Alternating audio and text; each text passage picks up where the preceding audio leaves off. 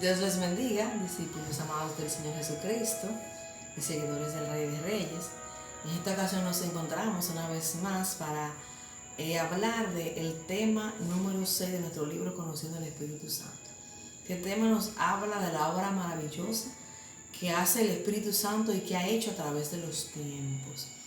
Y podemos iniciar diciendo que el Espíritu Santo no existe solamente desde el momento en el que lo vemos en Pentecostés, hablando del Nuevo Testamento, o desde el momento en el que lo vemos en Génesis, cuando se paseaba sobre la faz de las aguas, sino que el Espíritu Santo, como ya estudiamos hace un par de semanas, es eterno, existe desde antes, desde que el mundo fuera fundado, de que el hombre fuese creado, el Espíritu Santo existía.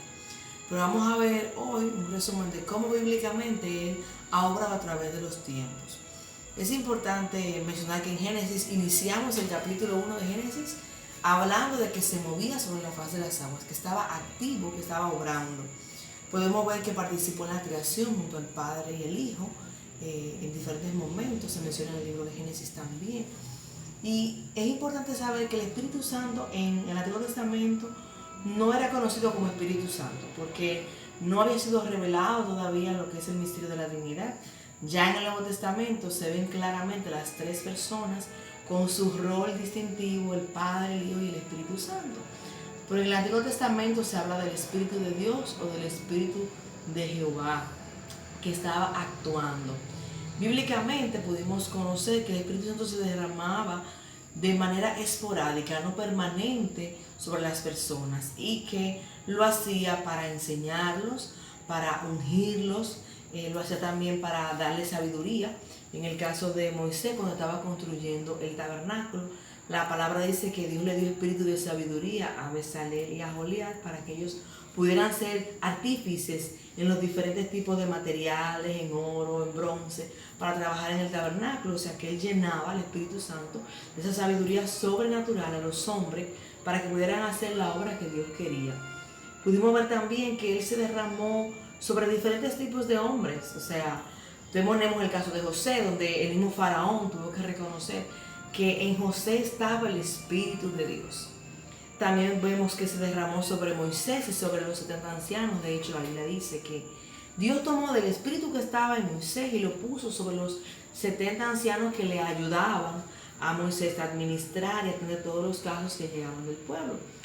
También el Espíritu Santo podemos ver que se derramó sobre los jueces.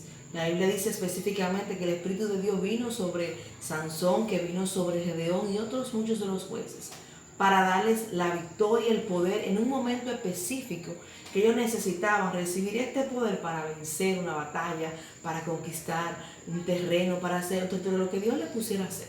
O sea que llegaba sobre los jueces también.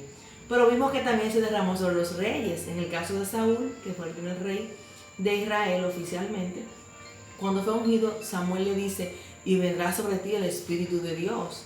Igualmente con David, cuando es ungido, vino el Espíritu de Dios sobre David. Desde ese momento, aun cuando todavía no ejercía reinado, el Espíritu de Dios vino a estar sobre él. Y vamos a decir que la mayor manifestación de esa presencia del Espíritu Santo estuvo en los profetas.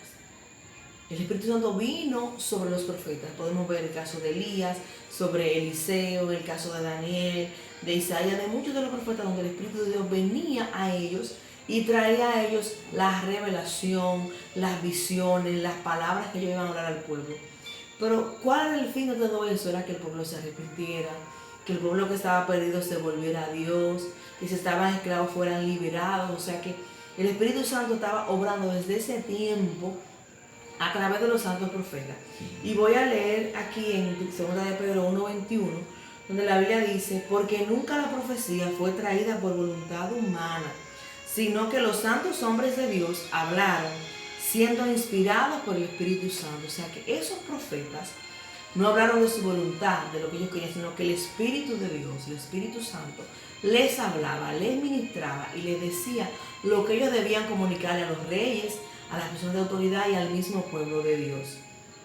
Cerrando el Antiguo Testamento, hay un periodo que se llama el periodo del silencio, donde bíblicamente se dice que las profecías cesaron y Dios no estuvo hablando de nuevo a Israel por cerca de 400 años.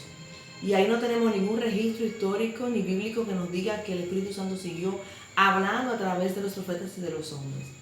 Pero pasamos al Nuevo Testamento y vemos que desde que inicia el Nuevo Testamento vuelve a verse la manifestación y la obra del Espíritu Santo. No solamente en Jesús, la Biblia dice que cuando Dios le habla a Zacarías, Elizabeth, que concibe un hijo a través de un milagro, siendo ya dos personas mayores y que Elizabeth era estéril, estuvo embarazada gracias a un milagro del Espíritu Santo. También el mismo Juan, que es el hijo de Elizabeth y Zacarías, dice que fue ungido desde el vientre para predicar y anunciar a Cristo. Vemos también como el Espíritu Santo le revela a Simeón que Jesucristo, cuando era un bebé, que llevado a la iglesia, a la sinagoga para ser presentado, era Dios. Incluso le dice a María cómo una espada va a traspasar a Jesús. Tiene una revelación del Espíritu Santo, Simeón, en ese momento que Jesús está ahí en la sinagoga siendo apenas un bebé de 8 días de nacido. Pero también el Espíritu Santo en el Nuevo Testamento obra poderosamente en la vida de Jesús. Desde que fue bautizado dice que descendió sobre Jesús. Jesús mismo dice que el Espíritu de Dios le ungió. Y Jesús hizo múltiples milagros donde quiera que iba. Gracias a la presencia del Espíritu Santo que estaba con él. El Espíritu Santo también dice la palabra que le dio fortaleza para que él pudiera entregarse por la humanidad. Y también el poder del Espíritu le levantó de entre los muertos. Ya casi cerrando el Nuevo Testamento podemos ver también que entonces ahí cuando se termina la vida en la tierra de Jesucristo, Él lo derrama sobre los discípulos, sobre los apóstoles. Y desde entonces podemos ver infinidad de momentos donde el Espíritu Santo se estuvo manifestando a través de los apóstoles, haciendo milagros, haciendo maravillas, sanando personas, librando personas para que el reino de Dios se ensanchara.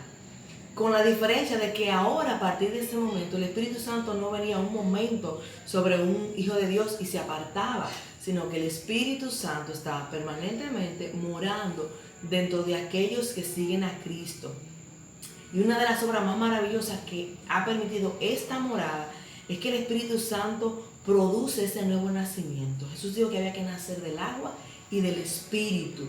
Produce esa nueva identidad espiritual que el hombre había perdido a causa del pecado. Esta morada del Espíritu Santo produce esa regeneración, la generación de un nuevo hombre espiritual que comienza a crecer, que comienza a amar las cosas de Dios, que comienza a hacer la voluntad de Dios.